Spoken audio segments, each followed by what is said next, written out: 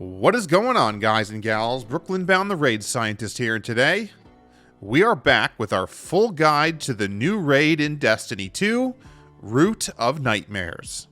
Today, we're going to cover everything from encounter mechanics, secret chests, and how to obtain an extra red border reward at the end of the raid as well. If you're new here or haven't checked out any of my other guides, I encourage you to subscribe and give them a watch. I'm here to help players like you learn raids, as well as everything else in the Destiny universe. Alright, so let's jump into Root of Nightmares.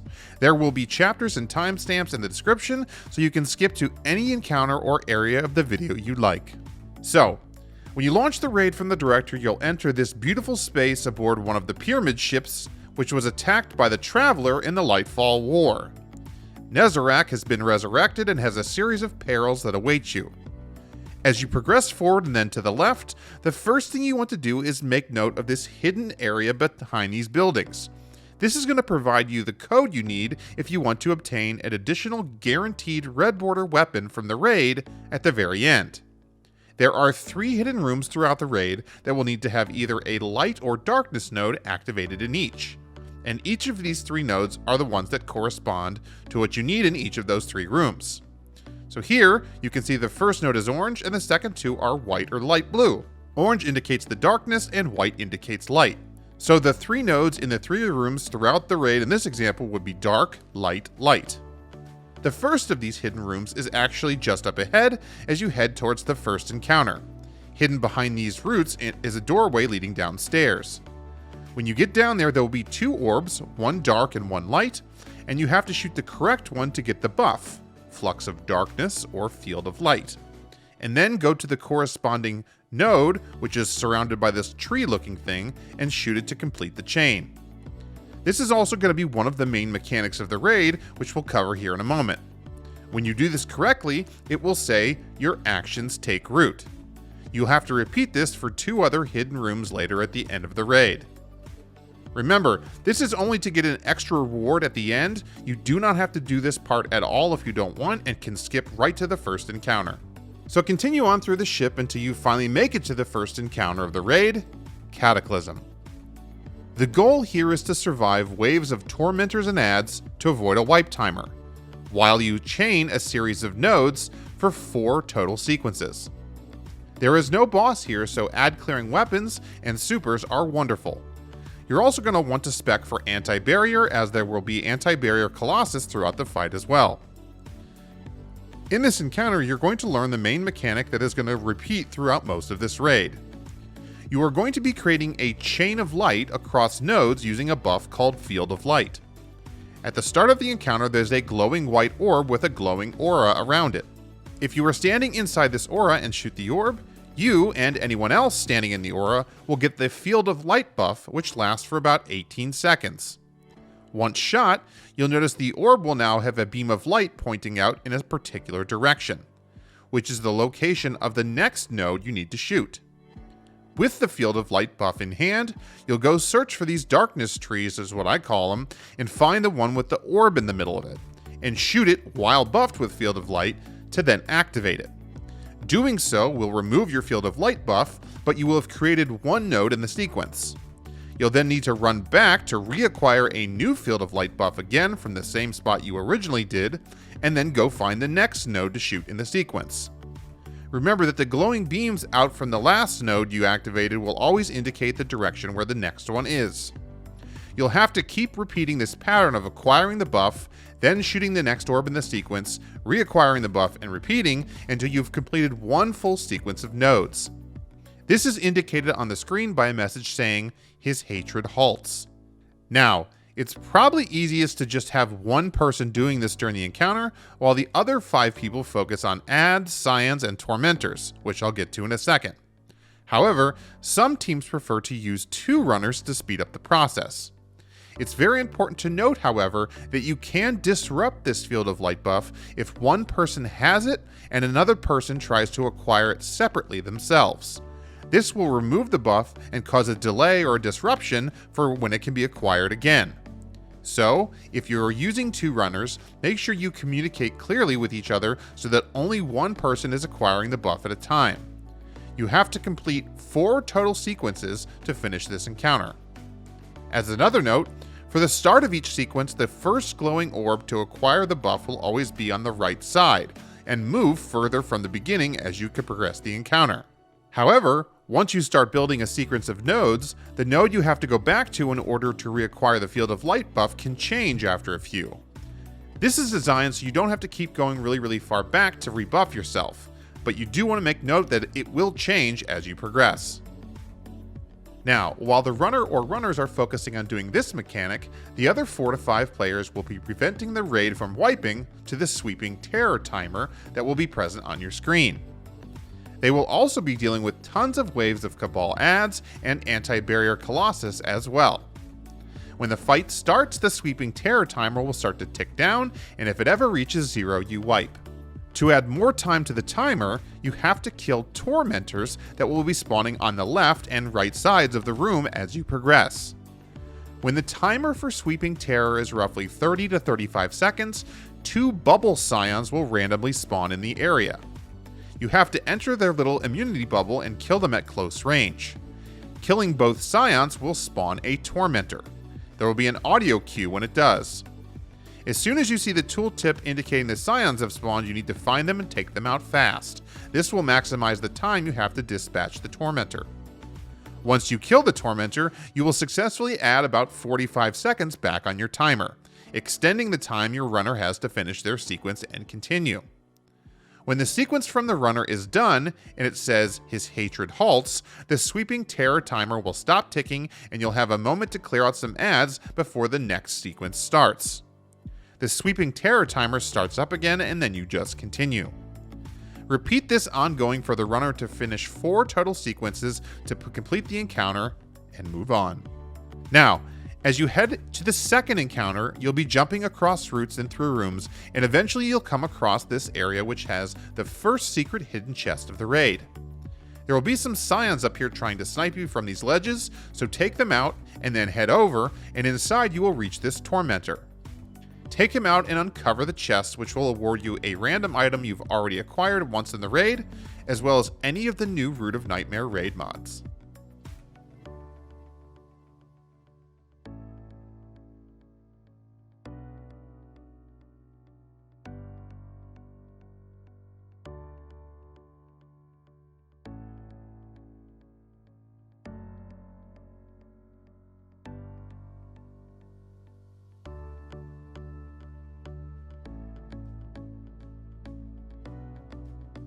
Continue through the environment until you reach the second encounter of the raid, Scission.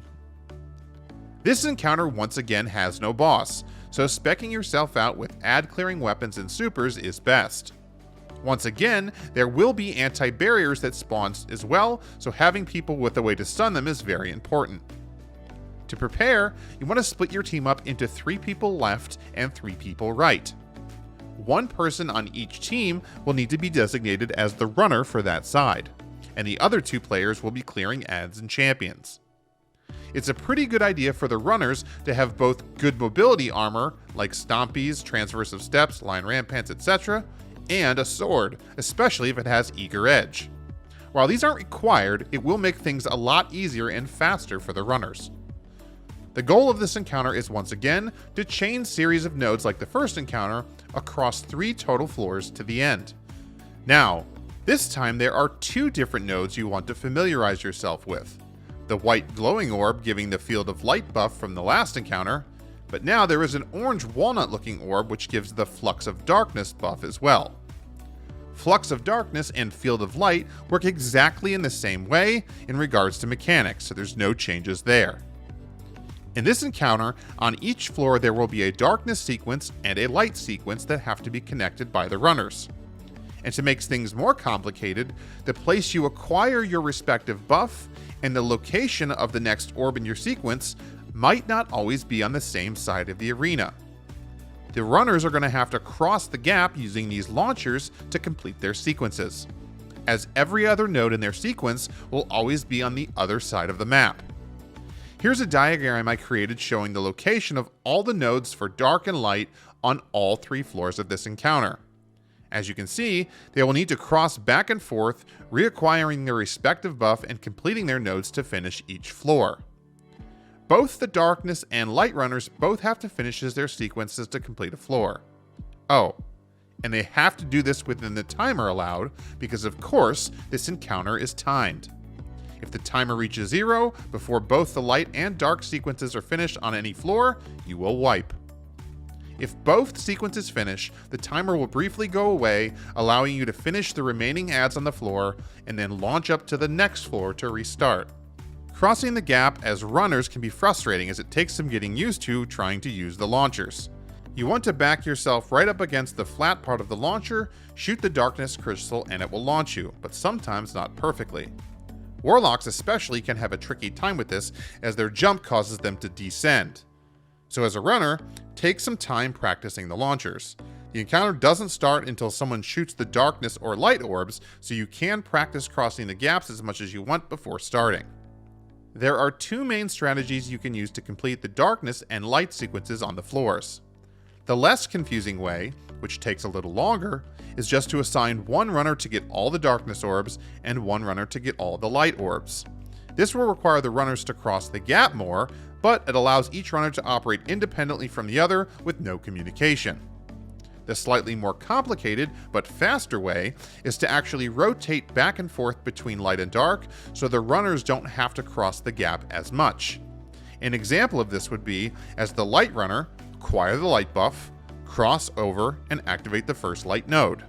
Then, instead of crossing back over again to reacquire the Light buff and get the second Light node, you would instead just stay on the side you're on and get the Darkness buff instead, because there's a Darkness node right there which you can get. This requires some communication between runners so they don't accidentally buff the same buff at the same time and cause it to disrupt. If you're new, I'd recommend just focusing on having one runner on each first until you get the hang of where they are. Now, the other two players on each side that are not runners will be clearing waves of enemies as the encounter progresses. However, every time a new buff is acquired on your side, a shielded enemy which will spawn that can only be killed by someone with the matching buff. So it's important that at least one person on each side pays strict attention to the runners and where the glowing buff orb is at all times. Because when the runner comes back to rebuff themselves, you need to have another player on each side step in the aura as well, so they can also get the buff to shoot those shielded enemies. The areas on each floor are pretty small, honestly, so I usually just have one person on each side literally just stay right next to the glowing aura so they can get the new buff every time the runner comes back again to get it. Remember that, like the first encounter, the location where you get the buff will move up as the encounter progresses, so the runner and ad clearers don't have to keep going all the way back to the beginning to rebuff, so remember that. Once the sequences on each floor have been finished, each side will be given one more buff and a wave of shielded adds to take out. The timer will then stop at this point, give you time to finish the adds, and then take the launcher up to the next floor and repeat. There is currently a bug in the raid where sometimes if you try to acquire the buff at the end and take out the shielded adds too quickly, you won't actually get it and be able to damage any of them. If this happens, you can either wipe to reset, or things like Tractor Cannon can boop them off the map, or the Colony Grenade Launcher can damage them if you get really close to them. Hopefully this gets fixed by the time you're watching this, so you don't need to do this. Once you've completed all 6 sequences on all 3 floors, 1 light and 1 dark on each floor, you will be awarded your loot and can move on. You will enter the next section of the raid, which is a relatively long jumping puzzle, with a new mechanic. There is also a second hidden room for a red border chest in this area, as well as a hidden chest as well. First, to unlock the path forward, you'll need to complete a short sequence of nodes both dark and light in this room, using the buffs which are hidden behind the roots and up top. Once unlocked, you will enter into this jumping arena where you will teach you a new mechanic, Darkness's Refuge. As you're jumping through this puzzle, there will be a wave of darkness that goes off from the root every 30 seconds or so, which will kill you. To avoid this, you want to get the Darkness's Refuge buff, which will allow you to survive it. To get this buff, you first need to acquire the Field of Light buff from the White Orb aura, and then shoot a Darkness orb while buffed with Field of Light, and doing so will give you Darkness's Refuge for about 14 seconds. If you stand right next to the dark orb you shot to acquire the darkness refuge, it'll last more like 20 to 25 seconds, so keep that in mind. You can move away from it and still survive as long as your darkness refuge timer doesn't reach 0 before the pulse goes off. Remember, you only need this buff to be active when the pulse actually goes off, otherwise you can keep moving forward.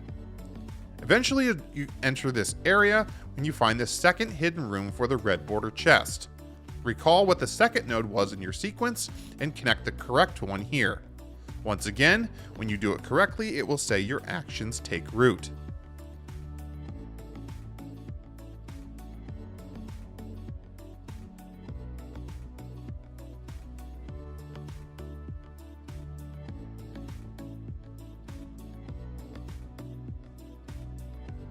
Keep continuing in the jumping puzzle until you finally reach this area where you can unlock the next hidden chest.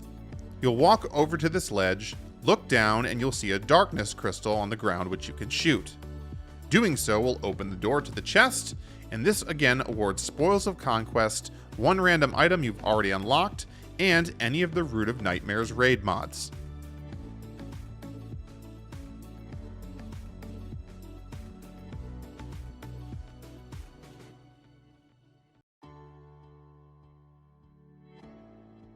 You will then keep traversing and launching across the different areas until you finally reach this large room with the third encounter, defeating Zoark, the Explicator of Planets. To prepare for this encounter, you'll want meta DPS weapons to damage the boss in short bursts. In Season 20, things like rockets and grenade launchers will get the job done, as well as damaging supers. It wouldn't hurt to also have a bubble or a well of radiance for the damage buff either.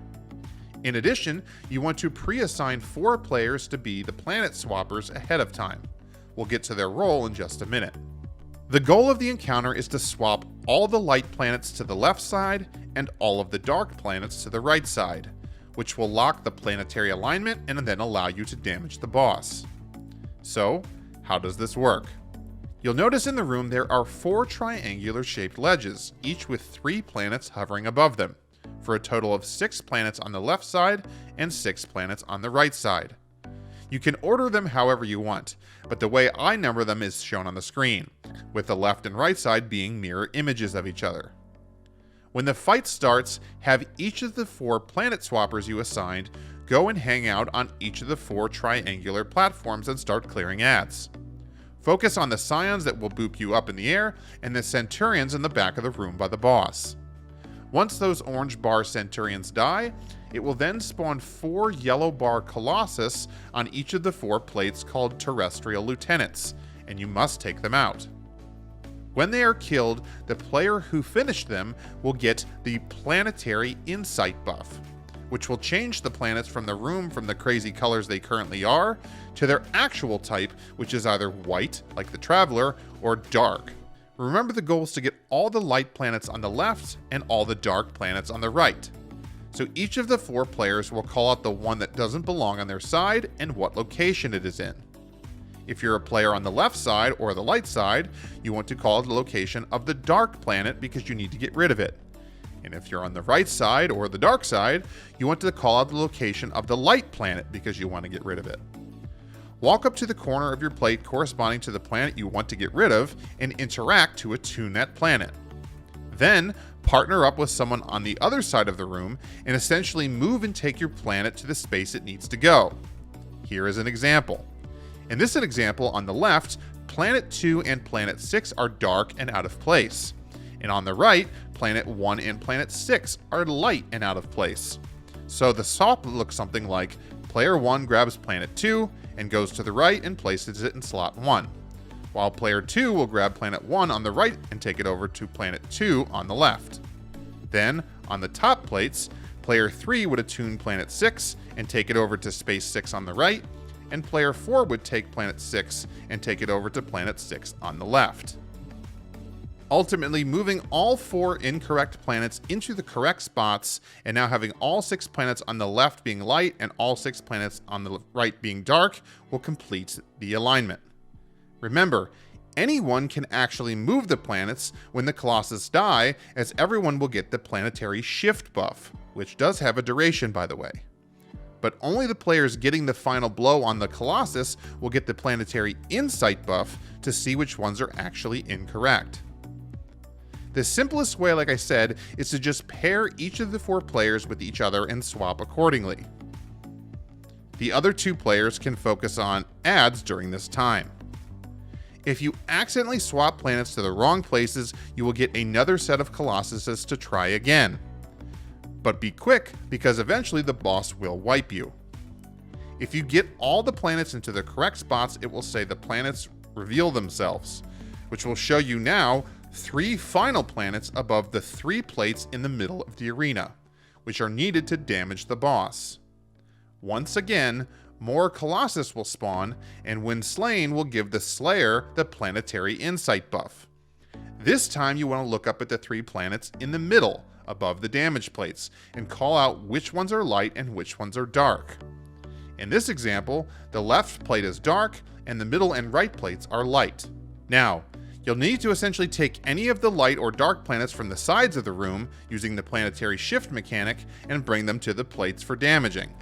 So in our example, where the left plate was dark, one player will need to take any of the 6 dark planets on the right, doesn't matter which one, and then take it and attune it and deposit it on the left damage plate. And since the middle and right plates are light, 2 players on the left will take any of the light planets, again, it doesn't matter which, and bring them to the plates middle and right to deposit them. Once all 3 have been dunked, shoot the darkness crystal up in the air, and it will finally start the damage phase. Pay attention to the color the boss is glowing. If he is orange, then dark is where the damage will start. And if he is glowing white, then a light plate is where the damage will start. He will jump down, and you'll need to stand on a correct plate matching either the light or dark buff to damage him for about 8 seconds. He will then change phases, and you'll need to move to the next plate, acquire that buff to keep damaging him.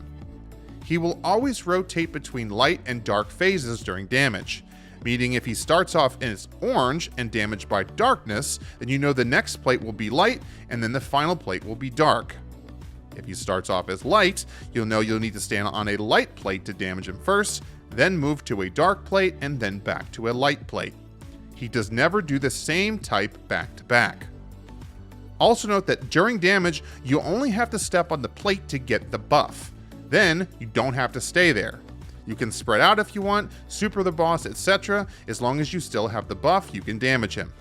Repeat this through all 3 plates. If you don't damage him enough to trigger his final stand, you'll then start shifting the planets and preparing for another damage phase all over again. When you get him to his final stand, he'll go immune briefly before you can finally finish him off.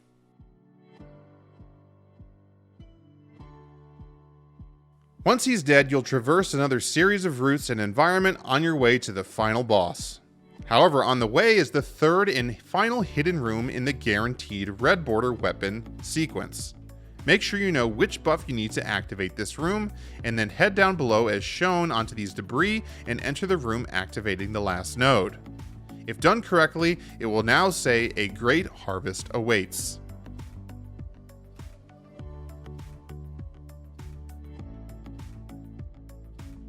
Continuing on through the environment, you will eventually finally reach this final area and attack the final boss of the Root of Nightmares raid, Nezarec, final god of pain. To prepare, you want to spec yourself out for damaging supers, as well as throw in a Well of Radiance or a Ward of Dawn for the damage buffs. It doesn't hurt to have one person on Divinity or Tractor Cannon as well for the debuff. Currently, there are a ton of good weapon choices you can use, like rockets, Thunderlord with Divinity, Leviathan's Breath, and I've even seen swords used on him with a Well of Radiance. The goal of this encounter is to just kill Nezarec, obviously. In addition, you're going to want to prepare for identifying who's going to be a runner and who's going to be on ad clearing and boss hatred.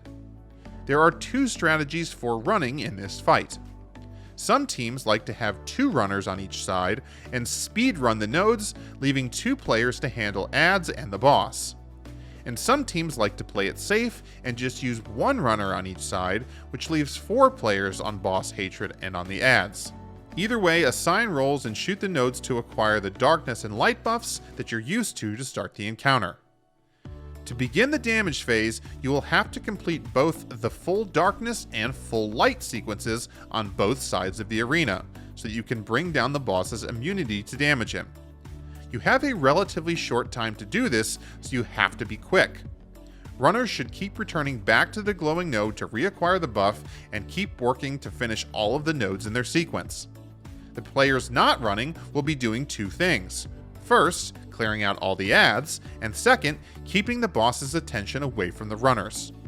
The boss will start shooting down his purple discs of death at you and randomly assign his hatred to one player, and you don't want this to be one of the runners. So you'll need to have a non-runner shoot his chest to acquire his hatred and get him to jump down. At this point, he'll start chasing you around the arena, and anyone can reacquire his hatred by shooting his chest when it glows. Now, it's important to note that the phase you have to shoot the glowing orbs to finish the sequence is about 60 seconds, and in later phases it's even shorter, like 45 seconds. So as I've already said, the runners need to be quick. However, if you do not finish all the orbs on both sides before Nezarec starts to glow white and wipe you, you can survive this attack by using the mechanic you learned in the jumping puzzle. Darkness's Refuge or Light's Refuge. You will notice Nezarec has two glowing shoulders like a normal tormentor. If you take them both out, he will send out a short burst of either white light or orange darkness, indicating which of the two he's going to use to wipe you. So, if you shoot both shoulders and then he glows orange, he will use the darkness to wipe you, and you need to activate Darkness's Refuge to survive it. If he glows white, then he will use light to wipe you, and you will use Light's Refuge to survive it. So how do you do this?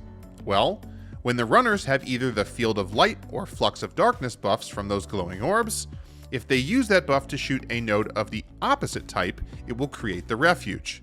So in the example we started, where you need the Darkness's Refuge to survive his attack, the Field of Light runner on the left will need to run over to the right side and shoot one of the already activated Darkness nodes to generate Darkness's Refuge, where everyone can come and stand to acquire and survive his attack.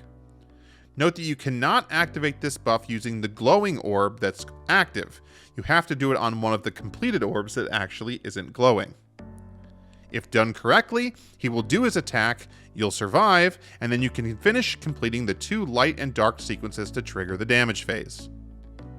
You do not have to do this. If you are very quick at running and finishing both sides before he does his attack, you can bypass this mechanic altogether, especially if you're using two runners on each side, as it will go much faster.